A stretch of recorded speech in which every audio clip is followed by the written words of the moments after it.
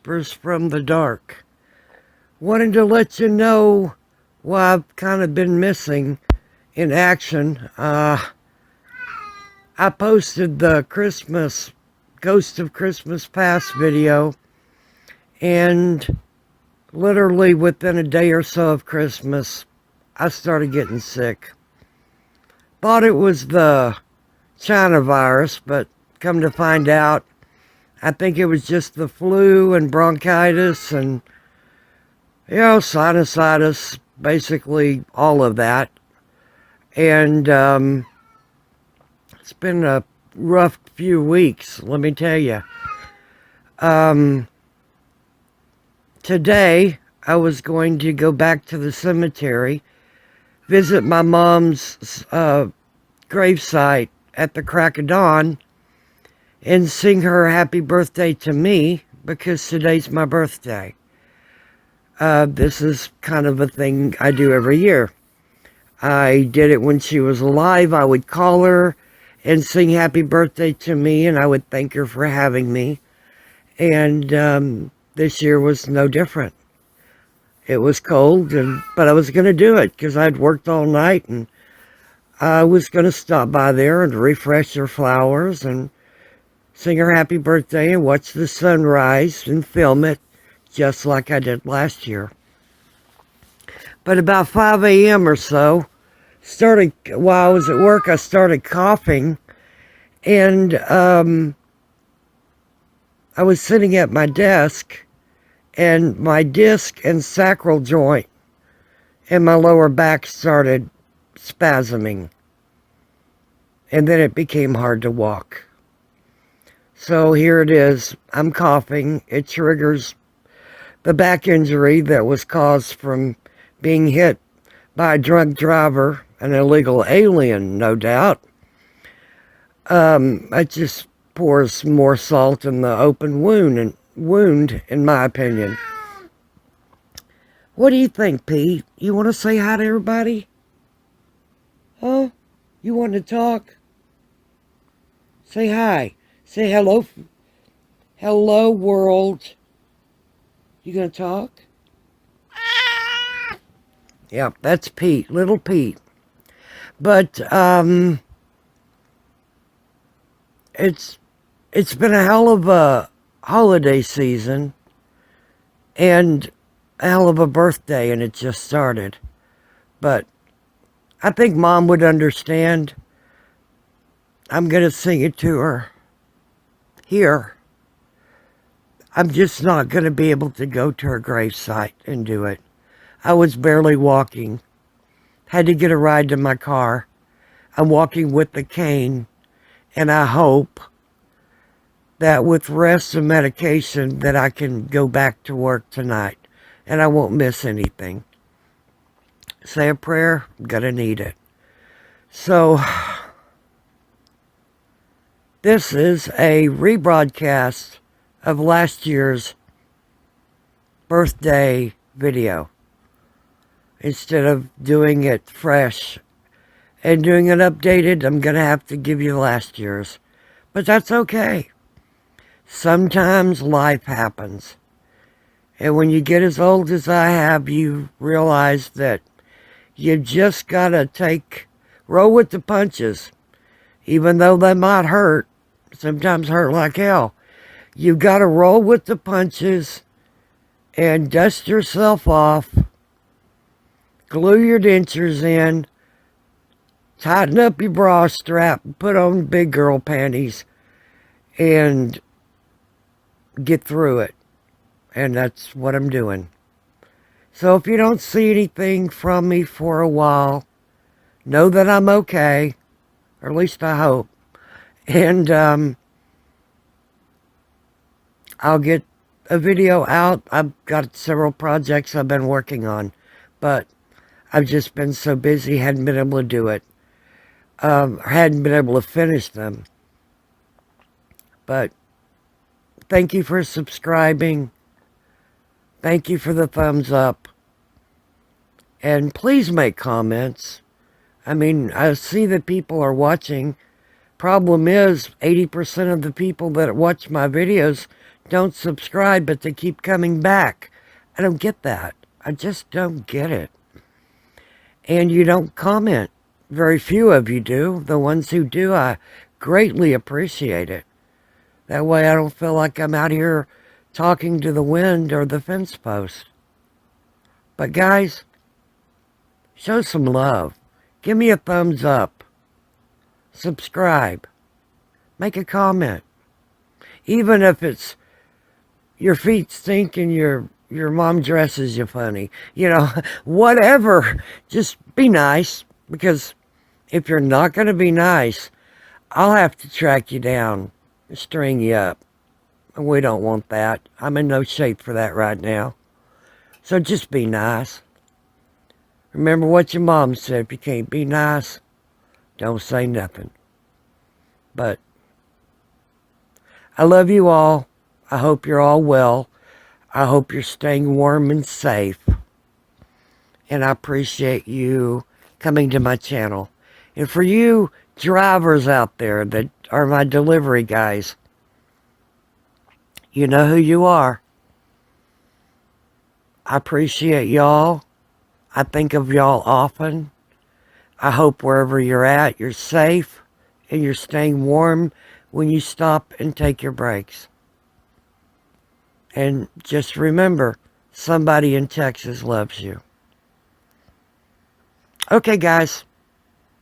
Watch last year's video and let me know what you think. Have a good one. Bye.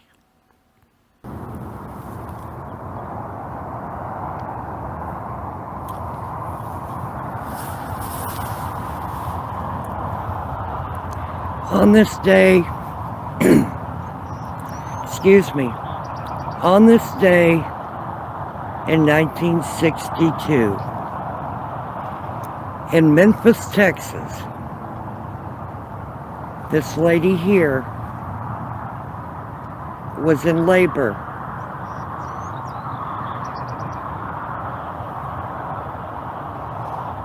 She had her husband help her bundle up and get to the clinic in Memphis, Texas. It was dark. It was about 11 degrees. And the wind was 15 miles an hour. This is in the Texas Panhandle. Like I said, 1962. It was cold.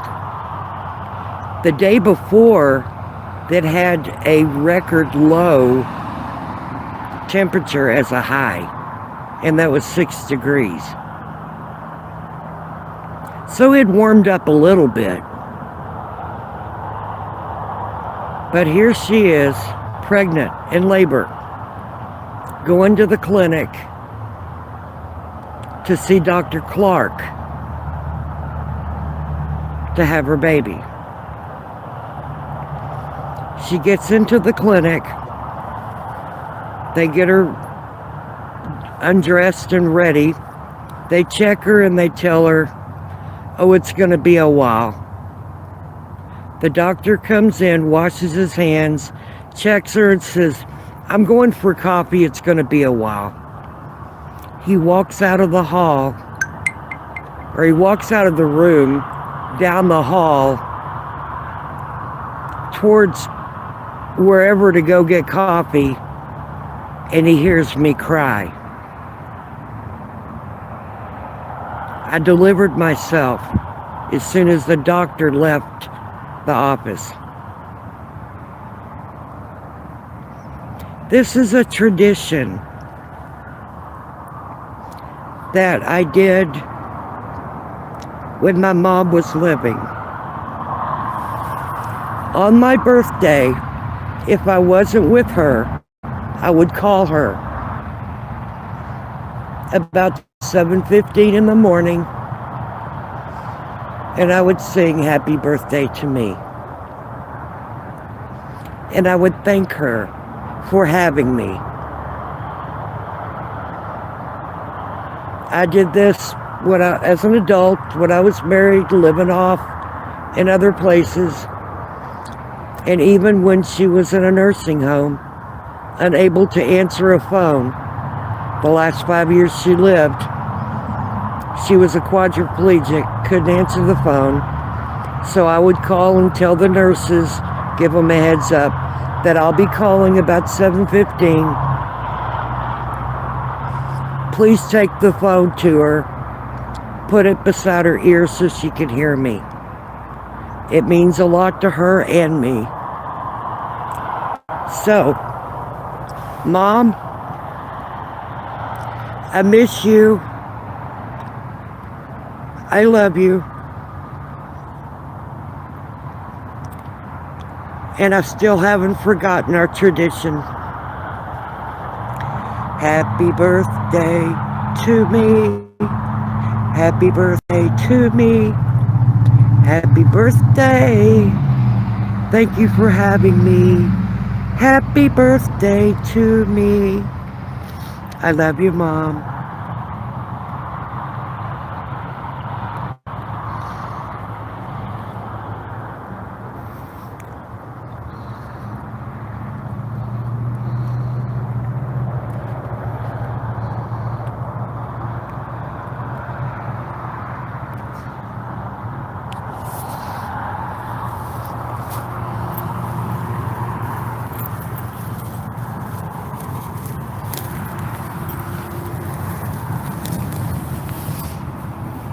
I got you some fresh flowers that I think are very pretty. A lot better than what? Well, they're not as faded, of course.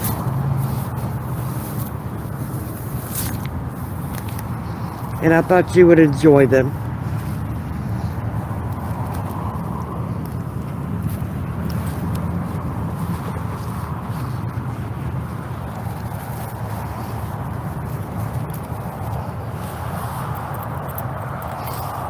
And of course, I've got daisies there to represent your great grandbaby, little Miss Daisy.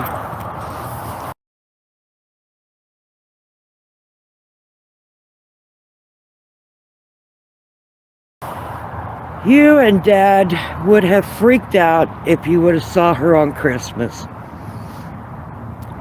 You know how Tad is with his cars, his race cars and jalopies and all of that. Well, he has an old Model T or Model A, I can't remember, that he puts some car rallies, car shows, and he wins. Well, I was able to find little Miss Daisy, her own. And I found it on eBay for only $100. It's battery operated, and it looks just like her dad's. So between Tad and I and his in-laws, we were able to get it, have it delivered to Denton. They put it together. They put all the decals on it, and that baby drove it on Christmas. And the look on her face was priceless. And she said, "Daddy, I'm going to race you, and I'm going to beat you too." And you know, there's no doubt in my mind that she's really not going to someday race him and beat him. Bless her heart. She is the cutest little thing. And so smart and intuitive, which scares me.